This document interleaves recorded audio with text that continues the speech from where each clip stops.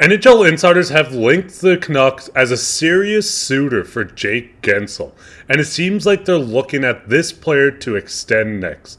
I'll get into that later on this episode. Before I start, I'm happy to say this episode is once again sponsored by Rentals.ca. Moves are coming. With all the rumors and reports that have been coming out around the Canucks, fans have been expecting for a lot of major shakeups around the league and the Canucks, which should definitely be exciting for hockey fans. And if you feel like you need extra excitement in your life as well, it's time to move, and Rentals.ca has you covered. Rentals.ca is Canada's largest apartment hunting network. You can rent houses, apartments, condos, whatever it is, Rentals.ca has you covered. From coast to coast, you can go straight to Rentals.ca website that's super clean and easy to use. My favorite thing is the interactive map. You can use this to pinpoint exactly where you want to live by just clicking on any street where you want to start your new life, where you want to carry on your current life, whatever it might be. As I said, Rentals.ca has you covered. Definitely check out Rentals.ca. They're a huge sponsor of this channel. They love the NHL just like us, and they love this channel as well. So definitely check them out in the pinned comment and the description below.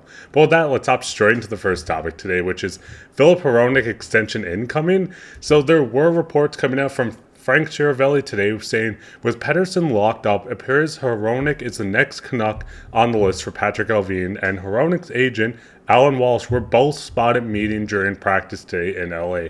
Too early to handicap, but it seems like today was a check in progress. Now, obviously, Hronek was acquired just last season from the Detroit Red Wings. They did give up a conditional first from the Islanders and a second-round pick to acquire Hronek and a fourth from the Red Wings. And since then, Hronek has looked outstanding.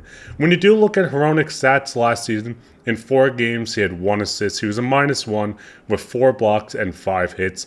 But just this season, at the age of 26, Hronek in 63 games has 5 goals, 40 assists, 45 points, plus 32, 36 penalty minutes. He has 63 block shots, 66 hits, 121 shots on goal. And Hronek is just 26 years old and on the last year of his $4.4 million deal. So the big thing with Hronek is he's 26, he's making $4.4 million. Him and Hughes have looked outstanding when playing together, and it seems like they're looking at this guy as, hey, we want to extend you. Let's get this done soon. We want to lock you up long term.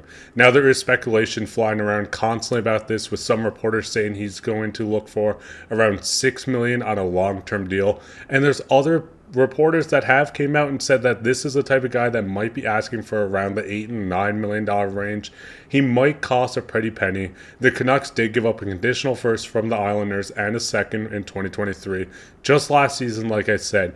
And it seems like they want to work this out, but what's your thoughts on this? Do you think $8 or $9 million is way too much for Hronek?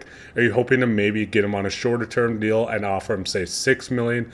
Like I said, this guy's only 26. If you do get him on a 6-year deal for a 6x6 maybe, you do get him until he's 32. Maybe he does this so he can sign another contract once he hits 32 and hits UFA. But I'm not sure how much he's going to be expecting, but with a season like this, I definitely think he's going to be asking for quite a bit. Like I said, let me know down in the comments. Do you think $8 million is too much? Do you think maybe a $6 million contract and maybe sign for 3 years is a lot better? Let me know. But with that, let's hop straight into the second topic today, which is quite a big one in my opinion. Canucks link to Jake Guentzel. Now, David Pagnotta of the fourth period did go on Twitter today and say, as mentioned a few moments ago on the NHL Network, the expectation out of Pittsburgh is that they're planning on trading Jake Guentzel. He is a top rental forward available, and if they get their price, there's plenty of interest. They'll move him by Friday's 3 p.m. Eastern trade deadline.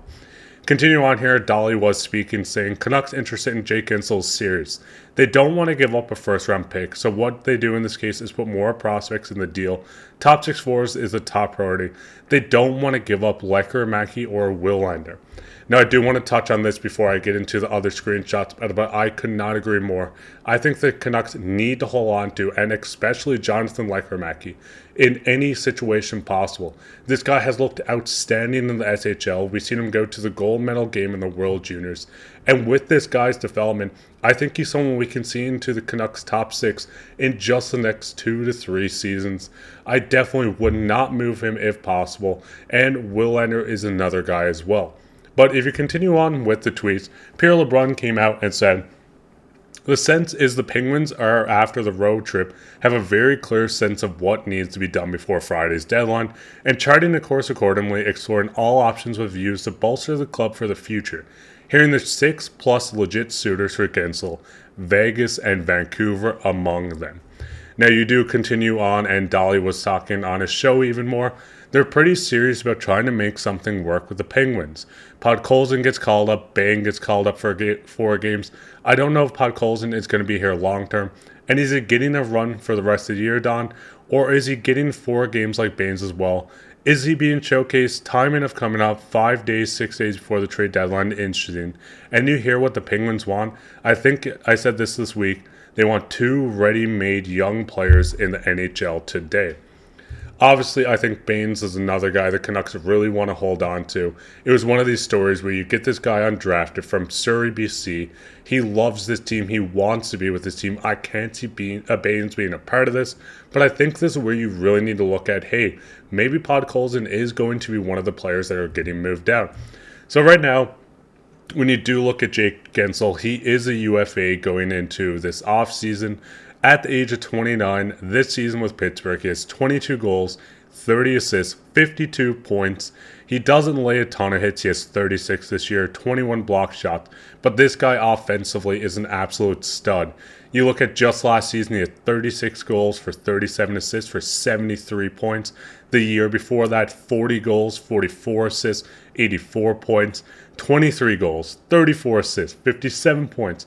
And then you just see back in 2018-19, he also had 40 goals in 82 games. This guy is an absolute gamer. We see him perform with Sidney Crosby. We see him perform without Sidney Crosby. And the big thing to look at this as well, Jake Guentzel on the last year of his deal, of course, is just getting $6 million a season. But the big thing I want to focus on this, if you look in the top left corner, this contract was signed by Jim Rutherford. Obviously, Rick Tocchet had experience with this guy while playing on when being assistant coach on the Canucks, and it seems like this is really paving a way for Jake Guentzel to not only want to go to Vancouver, but Vancouver doing whatever it takes to get him.